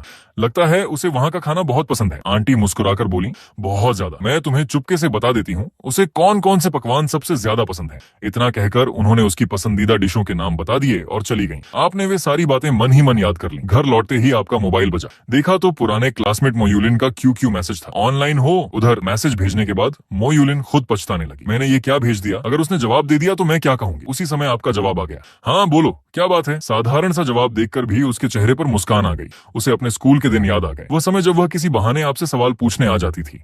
उसके लिए आप हमेशा एक शांत, कम बोलने वाले लेकिन बेहद खास इंसान थे। लेकिन कॉलेज खत्म होने तक भी वह कभी अपने दिल की बात नहीं कह पाई। उसे लगा था कि शायद किस्मत में आप दोनों का साथ नहीं लिखा। फिर एक दिन उसकी दोस्त, जो पेशे से मैरिज काउंसलर थी, उसे आपकी माँ द्वारा भेजा गया रिश्ता दिखा बैठी। उसने तुरंत वह रिश्ता स्वीकार कर लिया। लेकिन थोड़ी ही देर बाद उसे पता चला कि आपकी पहले से ही गर्लफ्रेंड है। बहुत सोचने के बाद उसने तय किया कि वह एक बार आपसे जरूर मिलेगी। वह नौकरी छोड़कर जियांगमिंग शहर आना चाहती थी, लेकिन कंपनी ने उसका इस्तीफा मंजूर नहीं किया। उसे अनिश्चितकालीन छुट्टी दे दी गई। उसने आपको मैसेज किया, मैं छुट्टियों में जियांगमिंग घूमने आ रही हूँ, सोचा अपने पुराने क्लासमेट से भी मिल लूं, अगर तुम्हें समय मिले तो मिलते हैं। आपने जवाब दिया, मिल सकते हैं, लेकिन अभी पक्का नहीं कह सकता कि किस दिन समय मिलेगा। उसने मुस्कुराकर पूछा, लगता है गर्लफ्रेंड के साथ काफी व्यस्त रहते हो? हाँ, मेरी एक बहुत खूबसूरत गर्लफ्रेंड है। हालांकि उसे पहले से पता था, फिर भी आपके मुंह से यह सुनकर उसका दिल कसक उठा। उसने खुद को संभालते हुए लिखा, तो फिर उसे भी साथ ले आना, मैं भी देखना चाहती हूँ कि आखिर वो कैसी है। आपने जवाब दिया, मैं उससे पूछ कर बताता हूँ। वैसे कल रविवार है, अगर तुम दोनों फ्री हो तो मिल लेते हैं। ठीक है। इसके बाद आपने चैट बंद कर दी।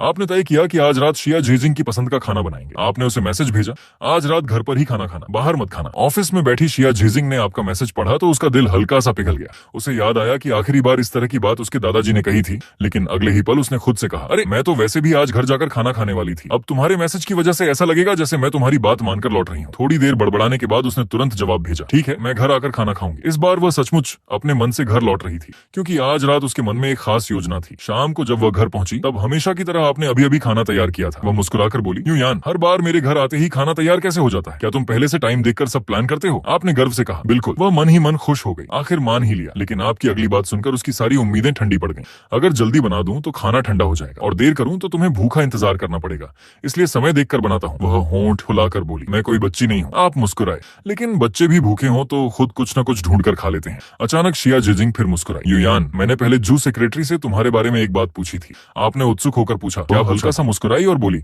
हमारी कंपनी की महिला सीईओ की उम्र। आप हंस पड़े। अरे तुम्हें अभी तक वही बात याद है? बिल्कुल। और सुनो, वो सीईओ बिल्कुल भी उम्रदराज नहीं है, सिर्फ 26 साल की है। आप हैरानी से बोले, सच? यानी वो तो लगभग तुम्हारी ही उम्र की हुई। आपके चेहरे पर सच्चा आश्चर्य देखकर शिया झिजिंग मन ही मन मुस्कुराई। वाह, कितना मासूम बनकर अभिनय करता है। अगर इसे सच पता चल गया कि वही सीईओ मैं हूँ तब इसका चेहरा देखने लायक होगा। इतना सोचकर उसने अपने बैग से रेड वाइन की एक बोतल निकाली। ये जू सेक्रेटरी ने गिफ्ट की है, मैंने इसका ब्रांड भी देखा, काफी महंगी है। आपने मुस्कुराकर पूछा, अभी खोलें? मैं ग्लास ले आता हूँ। जरूरत नहीं, उसने तुरंत जवाब दिया। जू सेक्रेटरी ने 2 वाइन ग्लास भी दिए हैं। इतना कहकर वह दोनों ग्लास लेकर रसोई की ओर चली गई। बाहर से देखने पर ऐसा लग रहा था जैसे वह सिर्फ ग्लास धोने जा रही हो, लेकिन उसके मन में एक अलग ही योजना चल रही थी। आज देखती हूँ आखिर तुम्हारा असली इरादा क्या है। अगर तुम सच में गलत नियत रखते हो तो आज सब साफ हो जाएगा। रसोई में खड़ी शिया झिजिंग ने गहरी सांस ली। तुम्हें परखने के लिए इस बार मुझे भी थोड़ा बड़ा दांव खेलना पड़ेगा, युयान। उसने शराब का बोतल तोड़ दिया और अपने पैर से दबा दिया और दर्द के मरा चिल्ला उठी, धीरे, बहुत दर्द हो रहा है। आपको समझ नहीं आ रहा था कि क्या करें। जितना संभालने की कोशिश करते उतना ही मामला उलझता जा रहा था। बस चेहरा साफ हो गया है, अब तुम्हें कमरे में जाकर आराम करना चाहिए। ठीक है, तो मुझे गोद में उठाकर ले चलो। इतना कहकर शिया झिजिंग मुस्कुराते हुए आपकी ओर दोनों बाहें फैला देती हैं। आपने गहरी सांस ली। सीरियसली मजाक मत करो। तुम्हें पता है इस वक्त मेरी क्या हालत है। खुद को शांत करते हुए आप बाहर गए और उसके लिए चप्पल लेकर आए। पहले तो उसे लगा कि शायद आप उसे छोड़कर जा रहे हैं, इसलिए उसने आपका हाथ कसकर पकड़ लिया। आपने चप्पल उसके सामने रखी, लेकिन वह अब भी शरारती नजरों से आपको देखती रही। आखिरकार आपने मुस्कुराते हुए कहा, ठीक है, मैं ही पहना देता हूँ, मुझे पता था तुम मेरा ख्याल रखोगे। आपने उसके पैरों में चप्पल पहनाई और उसे सहारा देकर कमरे तक ले गए, लेकिन पूरे रास्ते उसकी उंगलियां आपकी 6 पैक एब्स पर घूमती रहीं। कमरे में पहुंचते ही आपने उसे बिस्तर पर बैठाया और उसके जूते उतार दिए। बस श्रेया जिंग, अब और मत छुओ, सोने का समय हो गया है। मैं ऐसे नहीं सोऊंगी। आप हंस पड़े। तो कैसे सोओगी? जमीन पर। पहले मैं नाइट ड्रेस बदलूंगी। ये सुनते ही आपको कुछ गड़बड़ होने का एहसास हुआ। मेरे कमरे की अलमारी से एक नाइट ड्रेस ला दोगे? वो उसी अलमारी में है। आपने सिर हिलाया। मैं नाइट ड्रेस ला सकता हूँ, लेकिन पहनोगी तुम खुद। मैं तुम्हें कपड़े नहीं पहनाऊंगा। ठीक है। आप अलमारी के पास पहुंचे। आपको लगा कि सफेद रंग वाली ड्रेस ठीक होगी, लेकिन जैसे ही उसे निकाला आप चौंक गए। वह स्लीवलेस लेस वाली नाइट ड्रेस थी। अनजाने में आपके मन में श्रेया जिंग की वही ड्रेस पहने हुए तस्वीर उभर आई। नहीं, ऐसी बातें नहीं सोचनी चाहिए। तभी पीछे से उसकी आवाज आई, अभी तक मिली नहीं क्या? वह आंखें बंद किए हुए थी, लेकिन मन ही मन मुस्कुरा रही थी। मिल गई। आपने ड्रेस उसकी ओर बढ़ा दी। लो, खुद बदल लेना, मैं तब तक नहाकर आता हूँ। आप जैसे ही मुड़कर बाहर जाने लगे, उसने अचानक आपका हाथ पकड़ लिया। आपने शांत स्वर में कहा, मैं पहले ही कह चुका हूँ, मैं तुम्हें कपड़े नहीं पहनाऊंगा। आपने हाथ छुड़ाने की कोशिश की, लेकिन हैरानी की बात यह थी कि आप उसका हाथ छुड़ा ही नहीं पाए। आपको लगा जैसे आज आपकी ताकत ही जवाब दे रही हो, लेकिन आपको नहीं पता था कि श्रेया जिंगिंग कई सालों से ताइक्वांडो सीख चुकी है। बिना सही तकनीक के उसकी पकड़ से निकलना आसान नहीं था, और इस वक्त वह अपनी योजना के सबसे अहम हिस्से तक पहुंच चुकी थी, इसलिए वह आपको जाने देने वाली नहीं थी। यूएन, क्या तुम्हें मेरा फिगर अच्छा नहीं लगता? उसकी उदास आवाज सुनकर आपके मन में एक ही बात आई, अगर ये खूबसूरत नहीं है तो फिर दुनिया में कोई भी खूबसूरत नहीं होगा। आपने तुरंत कहा, नहीं, तुम्हारा फिगर बहुत अच्छा है। तो फिर तुम इतने हिचक क्यों रहे हो? आपने गंभीर होकर जवाब दिया, जी जी, आज मेरी हालत ठीक नहीं है। मेरे मन में तुम्हें लेकर बार बार अजीब ख्याल आ रहे हैं। अगर मैं तुम्हारी नाइट ड्रेस बदलवाने में मदद करूं तो मुझे डर है कि मैं खुद पर काबू नहीं रख पाऊंगा और तुम्हें तकलीफ पहुंचा दूंगा। श्रेया जिंगिंग कुछ पल चुप रही, फिर धीरे से बोली, इसे तकलीफ कैसे कह सकते हो? भले ही हमारी शादी सिर्फ नाम की हो, लेकिन कानूनी तौर पर हम पति पत्नी तो हैं। आपने शांत स्वर में कहा, अगर कल सुबह होश में आने के बाद भी तुम यही बात कह सको, तब हम इस बारे में फिर बात करेंगे। तो फिर मैं तुम्हारी इस बात से सहमत हूँ। अपनी चाल नाकाम होती देखकर श्रेया जिंग ने अचानक पूरी ताकत से आपको खींचकर बिस्तर पर गिरा लिया। डरपोक, इतना कहकर वह आपको छेड़ने लगी। उसके हाथों की गर्माहट महसूस करते हुए आपने पहली बार खुद को रोकना छोड़ दिया। अगर तुम सच में ऐसा सोचती हो। इतना कहते हुए आप झुके और उसके माथे पर हल्के से एक चुंबन दे दिया। अचानक मिले इस चुंबन से श्रेया जिंग पूरी तरह चौंक गई। उसने अनायास ही आपका हाथ छोड़ दिया, मानो आगे क्या होने वाला है उसके लिए खुद को तैयार कर रही हो। आ गया, आखिरकार आ ही गया। अब इसका असली चेहरा सामने आएगा। अगले साल आज ही के दिन इसकी बरसी होगी। लेकिन उसकी उम्मीद के बिल्कुल उलट, जैसे ही उसकी पकड़ ढीली हुई आप तुरंत खड़े हो गए और कुछ कदम पीछे हट गए। अब वह चाहकर भी आपको छू नहीं सकती थी। उसने नाराजगी भरी नजर से आपकी ओर देखा। यूयान, तुमने आगे कुछ किया क्यों नहीं? आपने शांत स्वर में कहा, जी जी, मेरी नजर में किसी नशे में लड़की का फायदा उठाने वाला इंसान ही असली डरपोक होता है। ऐसा नहीं है कि मेरे मन में तुम्हारे लिए कोई भावना नहीं है, लेकिन मेरी अपनी कुछ सीमाएं और उसूल हैं।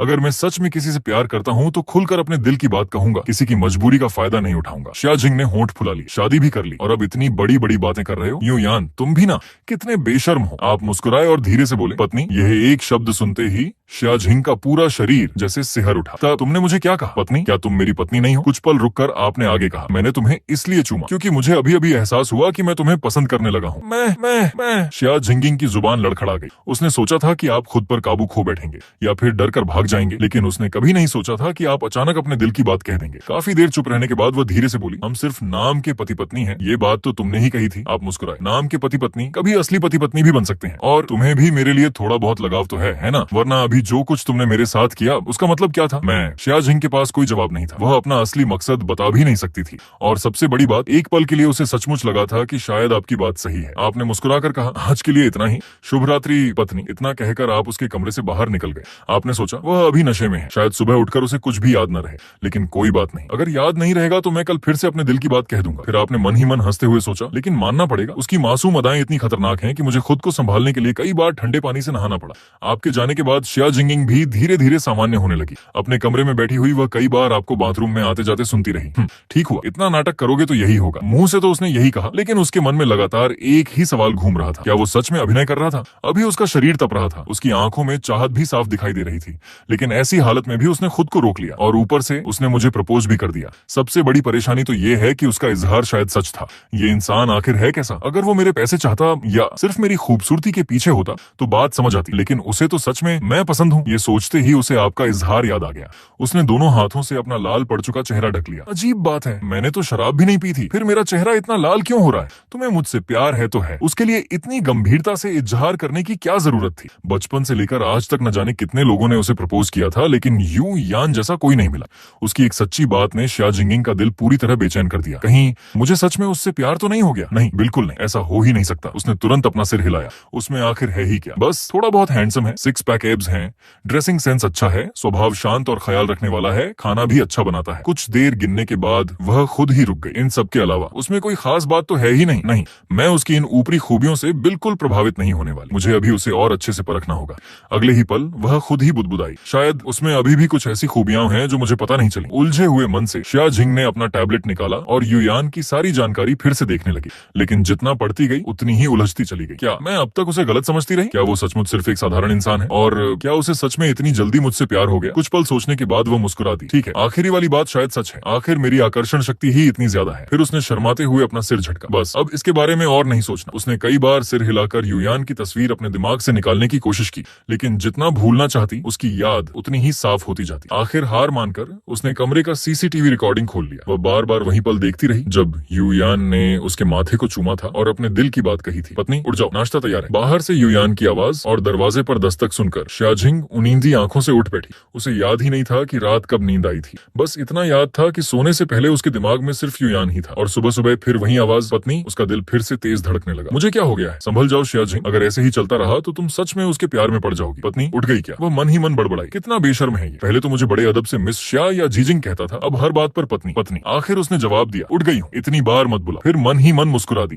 चलो अब जो कहना है कहने दो। लगता है इसे रोकना अब मेरे बस की बात नहीं। कुछ देर बाद वह उनींदी आंखों से कमरे से बाहर आई। उसे देखते ही आप कुछ पल के लिए चुप रह गए। उसने सफेद रंग की पतली लेस वाली नाइट ड्रेस पहन रखी थी। सुबह की हल्की रोशनी में वह और भी खूबसूरत लग रही थी। आपकी नजरें अपनी ओर महसूस करते ही शिया जिंग के मन में फिर शरारत जाग उठी। उसने होंठ काटे, ड्रेस का किनारा हल्का सा पकड़कर मासूम चेहरा बनाया और बोली, युयान, कल रात मैं इतनी नशे में थी, कहीं तुमने अपनी मर्जी से मेरे कपड़े तो नहीं बदल दिए? उसकी आंखों में बनावटी नाराजगी थी। आप हंस पड़े और सिर हिलाया। नहीं, मैंने सिर्फ तुम्हारा चेहरा और पैर साफ किए, फिर तुम्हें कमरे तक छोड़ दिया। नाइट ड्रेस तुमने खुद बदली थी। झूठ, मैं बिल्कुल विश्वास नहीं करती। आप मुस्कुराए। अगर भरोसा नहीं है तो सबूत भी है। इतना कहकर आपने अपना फोन निकाला और रिकॉर्डिंग चला दी। रिकॉर्डिंग से आवाज आई, मैं ही पहना देता हूँ, मुझे पता था तुम मेरा ख्याल रखोगे। अपनी ही बनावटी शर्मीली आवाजें सुनते ही शिया जिंग का चेहरा सुर्ख हो गया। वह मन ही मन चीख उठी, ये रिकॉर्डिंग कब कर ली? मैं तो पूरी रात उस पर नजर रख रही थी। उसे ऐसा करने का मौका मिला ही कब? अगले ही पल उसे समझ आ गया, जरूर जब ये मेरे लिए चप्पल लेने गया था तभी रिकॉर्डिंग चालू कर दी होगी। वह शर्माते हुए बोली, युयान, जल्दी बंद करो प्लीज, मुझे सब याद आ गया है।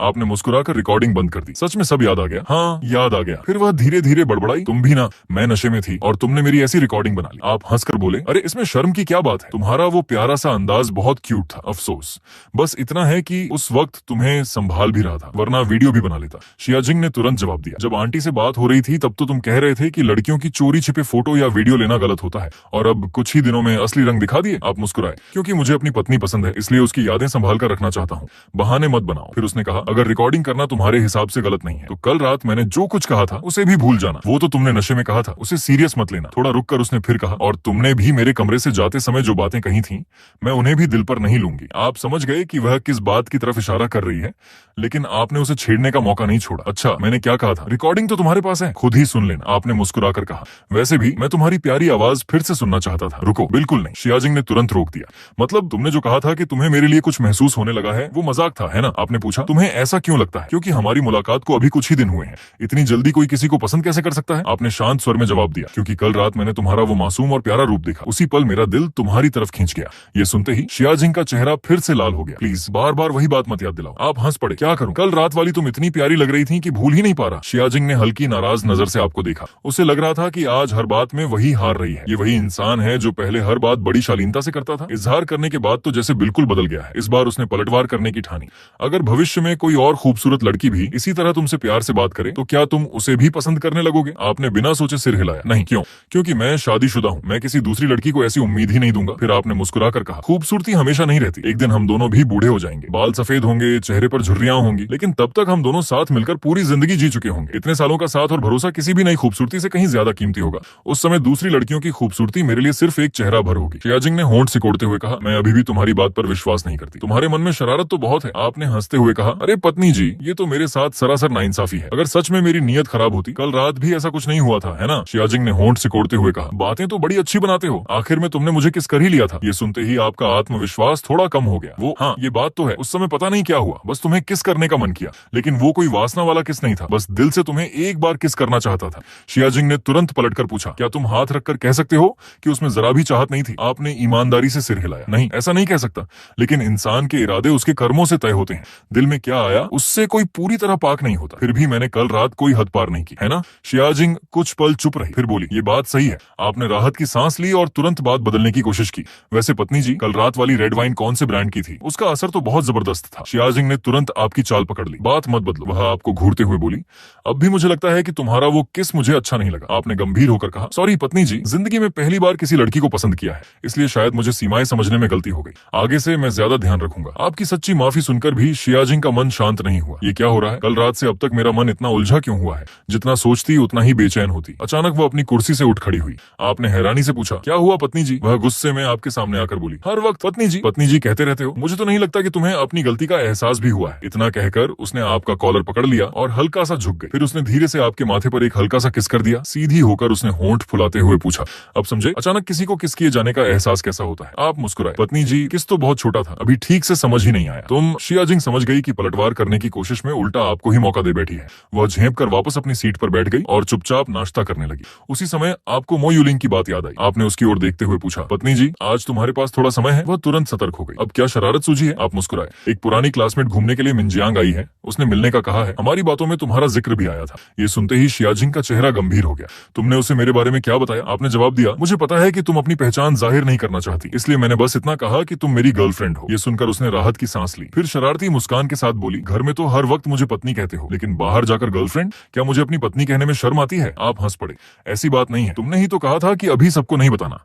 अगर तुम इजाजत दे दो तो मैं अभी पूरी दुनिया को बता दूं कि तुम मेरी पत्नी हो। बस बस, ज्यादा मीठी बातें मत बनाओ। फिर उसने पूछा, ये पुरानी क्लासमेट लड़का है या लड़की? लड़की। शियाजिंग ने लंबी ओ की आवाज निकाली। तो स्कूल के दिनों वाली तुम्हारी पहली पसंद? आपने सिर हिलाया। नहीं, लेकिन पहली पसंद सुनकर मुझे एक बात जरूर याद आ गई। आप कुछ कहने ही वाले थे कि शियाजिंग की मुस्कान अचानक फीकी पड़ गई। क्या बात? उसने बनावटी सहजता से पूछा। मुझे भी तो सुनाओ। आपने मुस्कुराते हुए कहा, एक शाम थी, हम दोनों साथ बैठे बातें कर रहे थे, थोड़ा सा ड्रिंक भी किया था। उसे ज्यादा पीने की आदत नहीं थी, आधी बोतल में ही नशे में हो गई। फिर वो मुझसे बार बार लाड करने लगी और कहने लगी कि उसके पैर धुलवा दूं, नाइट ड्रेस भी बदलवा दूं। बस बस, आगे एक शब्द भी मत कहना। शियाजिंग का चेहरा शर्म से लाल हो गया। उसे तुरंत समझ आ गया कि आप उसी की बात कर रहे हैं। विषय बदलने के लिए उसने जल्दी से पूछा, वैसे तुम्हारी उस क्लासमेट का नाम क्या है? मो यूलिंग। शियाजिंग ने पूछा, क्या उसने सिर्फ तुम्हें ही बुलाया है? आपने जवाब दिया, शायद नहीं, मुझे लगता है और भी पुराने क्लासमेट आएंगे। ये सुनकर शियाजिंग ने शांत स्वर में कहा, अगर ऐसा है तो मैं नहीं चलूंगी। तुम लोग इतने समय बाद मिल रहे हो, आराम से मिलना। आपने सिर हिलाया और मो यूलिंग को मैसेज कर दिया। उधर शियाजिंग नाश्ता खत्म करके अपने कमरे में चली गई। उसे याद आया कि जू सेक्रेटरी ने हाल ही में यू यान के पुराने सहपाठियों की जानकारी अपडेट की थी। उसने तुरंत टैबलेट निकाला और फाइलें देखने लगी। मो यूलिंग, टॉप फ्यूचर्स ट्रेडर, करोड़ों की संपत्ति, एक सफल और अमीर महिला। तभी उसकी नजर एक और जानकारी पर पड़ी। कंपनी ने उसे लंबी अवधि की पेड लीव दी थी और उससे पहले उसने इस्तीफा भी दिया था। इस्तीफे का कारण अज्ञात। शियाजिंग के मन में अचानक बेचैनी होने लगी। उसने तुरंत जू सेक्रेटरी को मैसेज भेजा, पूरी जानकारी तुरंत निकालो। कुछ ही देर बाद जू सेक्रेटरी की रिपोर्ट आ गई। रिपोर्ट पढ़ते ही शियाजिंग की मुट्ठियां गुस्से से भींच गईं। अच्छा यू यान, इसे तुम पुराने दोस्तों की मुलाकात कहते हो? ये तो उस लड़की से मिलने जा रहे हो जिससे तुम्हारा रिश्ता करवाने की बात चल रही थी, और ऊपर से मुझसे कहते हो कि मुझे पसंद करते हो। उसका मन हुआ कि तुरंत बाहर जाकर सारी रिपोर्ट आपके सामने फेंक दे, लेकिन उसने खुद को शांत किया। नहीं, अभी नहीं, यही तो इसे रंगे हाथ पकड़ने का सबसे अच्छा मौका है। उसी समय कमरे के बाहर से आपकी आवाज आई, पत्नी जी, मैं अपने पुराने क्लासमेट से मिलने जा रहा हूँ। दोपहर में कॉफी शॉप पर मिलना तय हुआ है। ज्यादा देर नहीं होगी, शाम तक वापस आकर खाना बना दूंगा। शियाजिंग मन ही मन खींच गई। वापस आकर खाना बनाओगे? बेहतर होगा कि लौट कर ही मत आना। लेकिन बाहर से उसने सामान्य आवाज में कहा, ठीक है, जाओ, अपने पुराने दोस्तों से आराम से मिलो, मेरी चिंता मत करना, चाहो तो मेरी कार भी ले जाओ। आप उसकी आवाज में छिपा गुस्सा समझ नहीं पाए और मुस्कुराते हुए बोले, नहीं, रहने दो। दरवाजा बंद होते ही शियाजिंग का धैर्य टूट गया। उसने तकिया उठाकर जोर जोर से पीटना शुरू कर दिया। मजाक कौन कर रहा है? तुम ही तो धोखेबाज निकले। मैंने तुम्हें परखने के लिए बहुत कुछ सोचा, लेकिन कभी तुम्हें धोखा देने की नहीं सोची। और तुम शादी को अभी कुछ ही दिन हुए हैं, मुझे पत्नी कहे भी ज्यादा समय नहीं हुआ, और अब किसी दूसरी लड़की से मिलने जा रहे हो, चाहे हमारी शादी सिर्फ नाम की ही क्यों ना हो। मैं ऐसा धोखा बिल्कुल बर्दाश्त नहीं करूंगी। गुस्से में उसने तुरंत कपड़े बदले और घर से निकल गई। नीचे पहुंचकर उसने चुपचाप एक टैक्सी ली और आपकी टैक्सी का पीछा करने लगी। लगी। कुछ देर बाद दोनों गाड़ियां ताइशु कैफे के सामने जाकर रुकी। कार की खिड़की से झांकते हुए उसने देखा कि कैफे का माहौल काफी रोमांटिक था। उसने दांत भींच ली। देखा, मुझे पहले से ही शक था, ये कोई साधारण दोस्तों की मुलाकात नहीं है, मिलने यहीं आया है। उसने मन ही मन सोचा। उधर तुमने भी कैफे की सजावट देखी? थोड़ा अजीब तो लगा, लेकिन ज्यादा ध्यान नहीं दिया। यूं यान, बहुत दिनों बाद मिले। मो युलिन की खूबसूरत आंखें तुम्हें देखते ही खुशी से चमक उठी। हाँ, बहुत समय हो गया, तुम पहले से भी ज्यादा हैंडसम लग रहे हो। उनकी बातें सुनकर शाजिंग के मन में हल्की सी जलन होने लगी। वाह, सीधे यू यान बुला रही है। मैं भी हर बार इतने अपनेपन से नहीं बुलाती। और ये क्या और भी हैंडसम? ये तो पहले से ही हैंडसम था, बस अफसोस। दिल का बड़ा खिलाड़ी निकला। तुम मुस्कुराकर बोले, थैंक यू, तुम भी पहले से कहीं ज्यादा खूबसूरत लग रही हो। मो युलिन हंस पड़ी। अरे, मेरी कहाँ कोई खास बदलाव आया है, कॉलेज के समय भी मैं ऐसी ही थी। उल्टा तुम बहुत बदल गए हो। क्या तुम्हारी गर्लफ्रेंड ने तुम्हें इतना बदल दिया? तुमने सिर खुजाते हुए मुस्कुराकर कहा। कह सकते हो, अगर वो मेरी जिंदगी में नहीं आती तो शायद मैं अपने लुक्स पर कभी इतना ध्यान ही नहीं देता। ये सुनकर शाजिंग ने मन ही मन फिर शिकायत की। मर्दों की बातें भी ना, कौन जाने कितना सच बोल रहे हैं। कहीं ऐसा तो नहीं कि आज इसी मुलाकात के लिए इतना तैयार होकर आया हो। लेकिन अगले ही पल उसे याद आया कि जब से तुम उससे मिले थे तब से तुम हमेशा अपने कपड़ों और सलीके का ध्यान रखते थे। नहीं, शायद ये सच ही कह रहा है। जब तुमने अपनी गर्लफ्रेंड का जिक्र किया, तुम्हारे चेहरे की मुस्कान साफ दिखाई दे रही थी। मो युलिन ने हल्की मुस्कान के साथ पूछा, तुम हमेशा कहते हो कि तुम्हारी गर्लफ्रेंड बहुत खूबसूरत है। अब तुम्हारे चेहरे की ये मुस्कान देखकर तो मेरी उत्सुकता और बढ़ गई है। आखिर वो दिखती कैसी है? तुम बिना सोचे मुस्कुरा उठे। वो सच में बहुत खूबसूरत है, और जब वो नखरे करती है या थोड़ा सा रूठ कर बात करती है तब तो और भी ज्यादा प्यारी लगती है। अफसोस, आज वो बिजी है, वरना मैं उसे जरूर साथ लाता। ये बातें सुनते ही शाजिंग का चेहरा गर्म हो गया। ये क्या क्या बोल रहा है? बहुत प्यारी लगती है, नखरे करती है, ऐसी बातें किसी और के सामने भी बोलते हैं क्या? और ऊपर से कह रहा है कि मुझे साथ लाना चाहता था। फिर उसे याद आया कि उसने खुद ही आने से मना किया था। लेकिन ये कोई आम दोस्तों की मीटिंग कहाँ है? यहाँ तो सिर्फ तुम दोनों बैठे हो। इसे तुम दोस्तों की मुलाकात कहते हो? ये तो पूरी डेट लग रही है। मो युलिन ने उत्सुक होकर पूछा, तुम्हारे फोन में उसकी कोई फोटो होगी ना? दिखाओ ना, मैं भी देखना चाहती हूँ। तुम थोड़ा असहज होकर बोले, असल में हमारे साथ की अभी तक एक भी फोटो नहीं है। मो युलिन हैरान रह गई। क्या तुम दोनों रिलेशनशिप में हो और एक भी फोटो नहीं? तुमने हल्की हंसी के साथ जवाब दिया, सच कहूँ तो अभी तक मौका ही नहीं मिला। उधर शाजिंग ने होंठ फुला लिए। फोटो नहीं है तो क्या हुआ, चुपके से एक दो तस्वीरें खींच लेते, मेरी आवाज रिकॉर्ड कर सकते हो, लेकिन एक फोटो नहीं ले सकते थे। अब उसे सचमुच अफसोस होने लगा कि तुम दोनों ने कभी साथ में तस्वीर नहीं खिंचवाई। अगर एक फोटो होती तो आज ये बड़े गर्व से दिखा सकता था और कहता, देखो ये है मेरी खूबसूरत, नहीं मेरी पत्नी। तब इस लड़की की सारी उम्मीदें भी खत्म हो जाती। मो युलिन ने फिर पूछा, लड़के फोटो कम खींचते हैं ये तो समझ आता है, लेकिन तुम्हारी गर्लफ्रेंड भी फोटो पसंद नहीं करती। तुम लोगों ने अभी तक कोई ऑफिशियल फोटो भी पोस्ट नहीं की। तुमने जवाब दिया, वो थोड़ी लो प्रोफाइल रहना पसंद करती है, उसे ज्यादा दिखावा पसंद नहीं। अच्छा, वैसे तुम लोग ज्यादा समय से साथ भी नहीं हो, फिर भी तुम उसे इतना पसंद करते हो। क्या पहली नजर का प्यार था? तुमने सिर हिलाया। पहली नजर का प्यार तो नहीं कहूंगा, लेकिन हाँ, बहुत जल्दी मुझे उससे प्यार हो गया। इतना कहते ही तुम्हारे मन में शाजिंग के मासूम नखरों वाली तस्वीर फिर उभर आई। क्या करूं, वो है ही इतनी प्यारी। ये सुनकर शाजिंग का चेहरा और भी लाल हो गया। इस कैफे में ऐसी है भी या नहीं? इतनी गर्मी क्यों लग रही है? और ये युयान भी, एक दो तारीफ काफी नहीं थी क्या? बार बार मेरी तारीफ किए जा रहा है। उधर लगातार तुम्हारे मुंह से शाजिंग की तारीफ सुनकर मो युलिन के दिल में कसक बढ़ती जा रही थी। युयान, तुम्हें देखकर तो लगता है कि पहले तुमने ही उसे प्रपोज किया होगा। तुमने मुस्कुराकर सिर हिला दिया। कमाल है, तुमने अपनी रिलेशनशिप इतनी छुपा कर रखी। 3 साल हम एक ही बेंच पर बैठे, फिर भी मुझे हाल ही में पता चला कि तुम्हारी गर्लफ्रेंड है। तुम हल्का सा मुस्कुराए। असल में तुमने इजहार तो कर दिया था, लेकिन अभी मंजिल पूरी तरह मिली नहीं थी।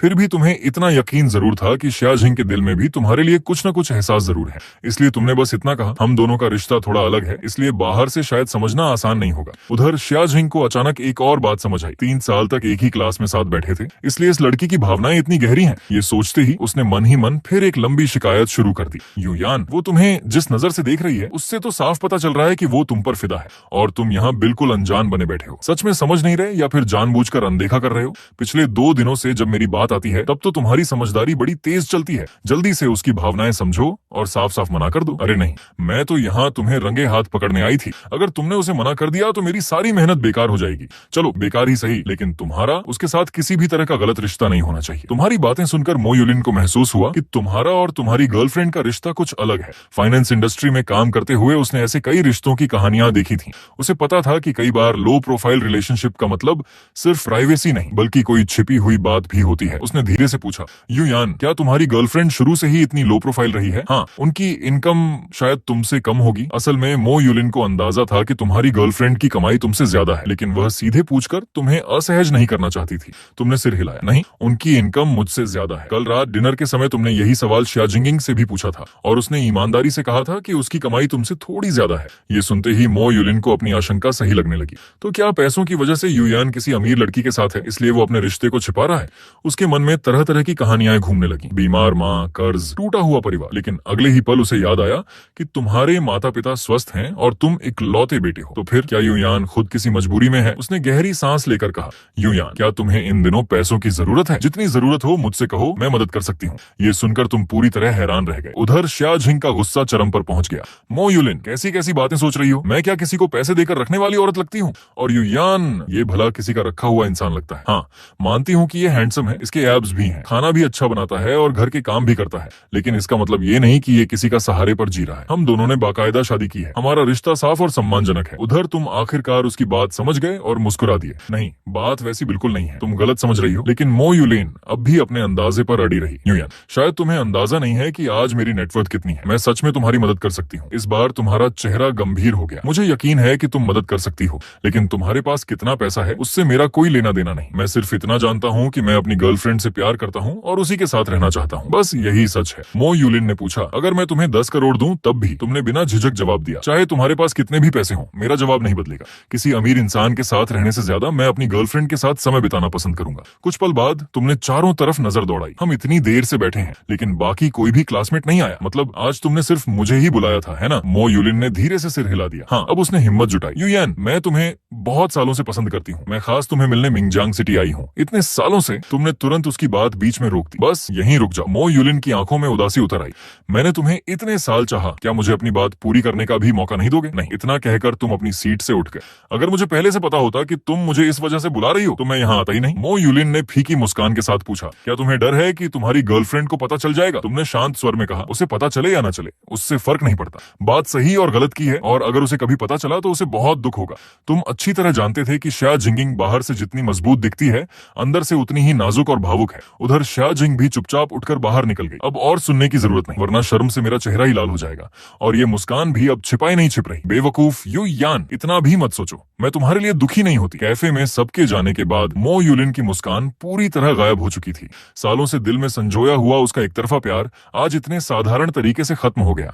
उसने धीमे से खुद से कहा, सचमुच जिस इंसान को इतने साल चाहा उसने मुझे उसी ईमानदारी से मना किया। वो कोई झूठा बहाना भी बना सकता था, लेकिन उसने नहीं बनाया। अब मैं उसे भूलूं भी तो कैसे? उधर घर लौटते हुए तुम पूरे रास्ते यही सोचते रहे कि शिया जिंगिंग को ये सब कैसे बताओ। चाहो तो ये बात छिपा भी सकते थे, लेकिन तुम जानते थे कि किसी भी रिश्ते की सबसे मजबूत नींव विश्वास और ईमानदारी होती है। अगर आज एक छोटा सा झूठ बोलकर बात छिपा दी तो कल उसी झूठ को बचाने के लिए और भी झूठ बोलने पड़ेंगे, और झूठ का सिलसिला आखिरकार भरोसे को तोड़ देता है। इन्हीं विचारों के साथ तुम घर पहुंचे। दरवाजा खोलकर जैसे ही अंदर आए, देखा कि शिया जिंग सफेद ड्रेस और सफेद हाई हील्स पहने मुस्कुराते हुए कमरे से बाहर आ रही है। युयान, आज तो तुम काफी जल्दी लौट आए। क्या अपनी पुरानी दोस्त के साथ थोड़ी और बातें नहीं करनी थी? आना था। तुम एक पल के लिए चौंक गए। पहली बार तुमने उसे इस अंदाज में देखा था। कुछ क्षणों तक तुम बस उसे देखते ही रह गए। तुम्हारा ऐसा रिएक्शन देखकर शिया जिजुन और भी मुस्कुरा उठी। लगता है मेरी ये ड्रेस तुम्हें बहुत पसंद आई है। बताओ, क्या इसमें थोड़ा बहुत पहला प्यार वाला एहसास आ रहा है? तुमने बिना झिझक सिर हिलाया। थोड़ा बहुत नहीं, पूरा का पूरा। वह मुस्कुराकर बोली, ये बात मुझे पसंद आई। तुमने कहा, चलो मैं अभी खाना बनाता हूँ, आज रात फिर से थोड़ा सा वाइन पीते हैं। असल में शिया जिजुन भी यही चाहती थी,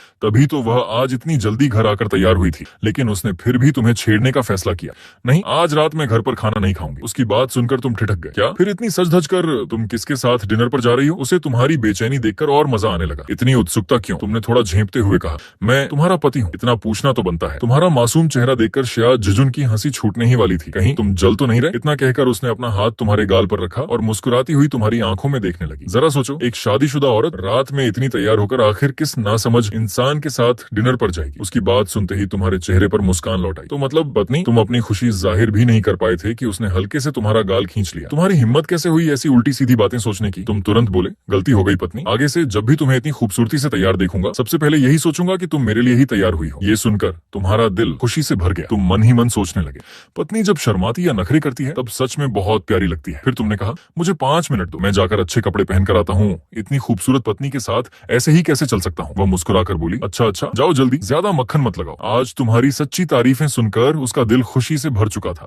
वह मन ही मन सोच रही थी, यूं यान लोगों को खुश करना अच्छी तरह जानता है, तभी तो मो युलिन जैसी खूबसूरत और अमीर लड़की भी इतने सालों तक उसे पसंद करती रही। कुछ देर बाद कपड़े बदलकर तुम उसके साथ कैशुजू रेस्तरां पहुंचे। चारों ओर नजर घुमाकर तुमने हैरानी से पूछा, यहाँ तो माहौल काफी अच्छा है। शिया जिजुन ने मुस्कुराकर कहा, अभी तक इस रेस्तरां की एकमात्र मेंबर मैं ही हूँ। सच कहूँ तो ये जगह खास मेरे खाने की सुविधा के लिए ही खुलवाई गई थी, लेकिन फिर तुम मिले और तुमने मेरा दिल ही नहीं मेरा पेट भी जीत लिया। फिर उसने मुस्कुराते हुए कहा, आज खाना खाने के बाद तुम्हारा भी मेंबरशिप कार्ड बनवा देती हूँ, फिर तुम जब चाहो यहाँ आकर खाना खा सकते हो। तुमने तुरंत मना कर दिया। नहीं पत्नी, तुम बस बता देना, मैं खुद बनवा लूंगा। तुम जानते थे कि ऐसे रेस्तरां की मेंबरशिप सस्ती नहीं होती, इसलिए तुम नहीं चाहते थे कि वह तुम्हारे लिए पैसे खर्च करे। लेकिन शाह जिजुन, तुम्हारा मन पहले ही पड़ चुकी थी, फिक्र मत करो, इतना भी महंगा नहीं है। ऐसी छोटी छोटी बातों पर मुझसे बहस मत किया करो। ये कहते ही वह खुद भी थोड़ा हैरान हुई।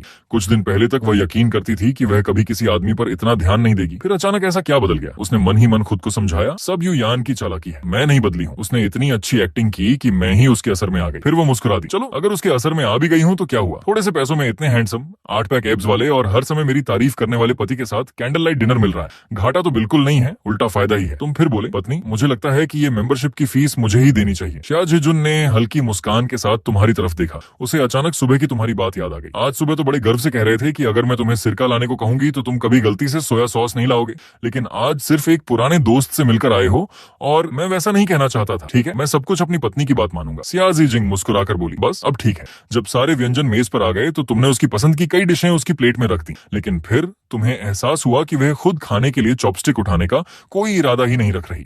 अगले ही पल सिया जिजिंग ने जैसे कोई फैसला कर लिया। हल्के लाल पड़े चेहरे के साथ होंठ फुलाकर बोली, युयान, मेरा दायां हाथ अचानक बहुत दर्द कर रहा है, चॉपस्टिक भी नहीं पकड़ पा रही। तुम उसकी बात तुरंत समझ गए। मुस्कुराते हुए उसके पास जाकर बैठ गए। आओ पत्नी, मैं तुम्हें खिला देता हूँ। सिया जिजिंग की आंखों में मुस्कान थी। उसने भी बिना झिझक तुम्हारे हाथ से खाना खाना शुरू कर दिया। उधर मॉनिटर रूम में कई शुजू के सारे कर्मचारी यह नजारा देखकर दंग रह गए। लेकिन तभी तेज नजर वाली वंगी बोली, अरे अगर यही सब घर पर करना था तो शाओजी गुये को यहाँ क्यों लेकर आई? कहीं ऐसा तो नहीं कि हम सब भी इनके प्यार का हिस्सा बनने के लिए ही यहाँ मौजूद हैं? तुम एक हाथ से उसका हाथ धीरे धीरे सहला रहे थे और दूसरे हाथ से उसे खाना खिला रहे थे। तुम्हारे चेहरे पर खुशी साफ झलक रही थी। सिया जिजिंग मुस्कुराकर बोली, युयान, मुझे पता है तुम्हें मुझे खिलाने में बहुत मजा आ रहा है, लेकिन सिर्फ मुझे ही खिलाते रहोगे? तुम भी कुछ खा लो। तुमने हंसते हुए कहा, कोई बात नहीं, मुझे अभी भूख नहीं है। इतना कहते ही तुम्हारे पेट से जोर की गुर्राने की आवाज आ गई। सिया जिजिंग ने होंठ सिकोड़कर कहा, झूठे, सुनो, तुम्हारा पेट खुद बता रहा है कि तुम्हें भूख लगी है। इतना कहकर उसने मुस्कुराते हुए तुम्हारे एब्स पर हल्के से हाथ फेर दिया। तुम हंस पड़े। तभी उसने चॉपस्टिक उठा ली और बोली, युयान, तुमने इतनी देर मेरा हाथ दबाया, अब दर्द काफी कम हो गया है, मैं खुद खा सकती हूँ। पहले तुम अपना पेट भरो। ठीक है, तुम्हें थोड़ा अफसोस हुआ। अभी तो उसे अपने हाथों से खिलाने का मजा आ रहा था, लेकिन पेट ने साथ नहीं दिया।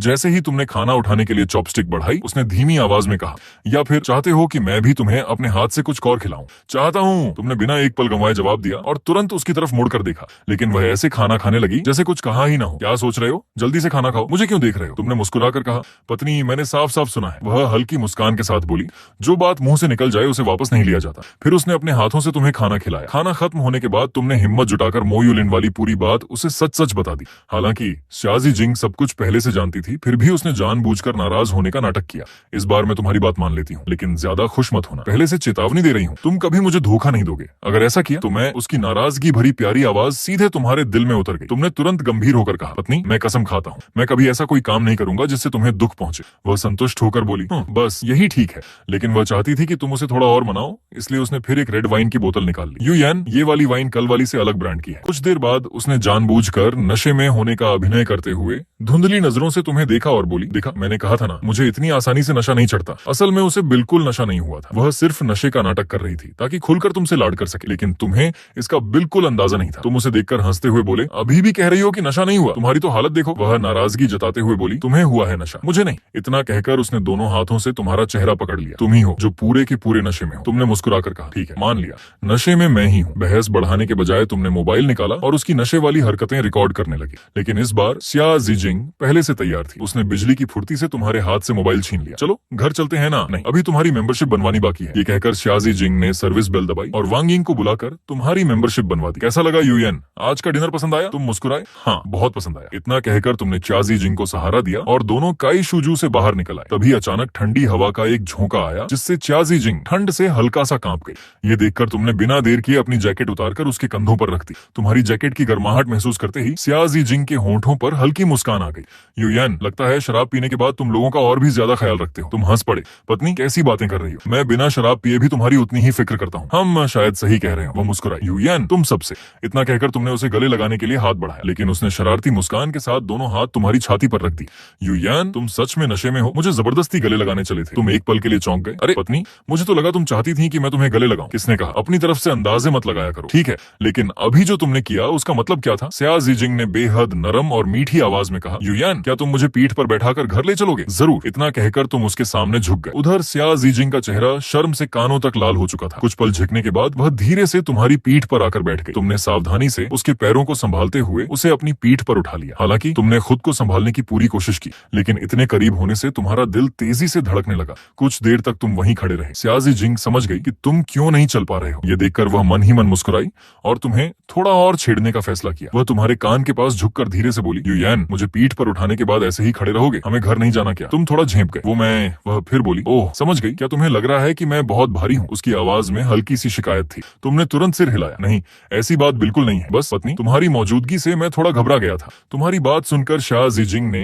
अनायास ही तुम्हें और कसकर पकड़ लिया और अपना सिर तुम्हारे कंधे पर टिकाते हुए मुस्कुराकर पूछा, युयान, तुम्हें सच में मेरा साथ इतना अच्छा लगता है? आखिरकार दोनों मुस्कुराते हुए घर की ओर चल पड़े। रास्ते भर उनकी छोटी छोटी नोकझोंक, शरारतें और एक दूसरे की परवाह इस बात का सबूत थी कि सच्चा रिश्ता सिर्फ शब्दों से नहीं बल्कि भरोसे, सम्मान और साथ निभाने से बनता है। समय के साथ दोनों के दिलों की दूरियां भी खत्म हो गईं और उनकी नई जिंदगी प्यार, विश्वास और खुशियों से भर गई। सच्चा प्यार किसी दिखावे, दौलत या खूबसूरती का मोहताज नहीं होता। एक मजबूत रिश्ता हमेशा भरोसे, ईमानदारी, सम्मान और एक दूसरे का साथ निभाने से बनता है। जहाँ विश्वास होता है वहीं प्यार हमेशा जीतता है। यहीं पर यह कहानी समाप्त होती है। अगर आपको यह कहानी पसंद आई हो तो वीडियो को लाइक करें, चैनल को सब्सक्राइब करें और अपना प्यार व समर्थन ऐसे ही बनाए रखें। अगली शानदार कहानी के साथ फिर मुलाकात होगी। धन्यवाद।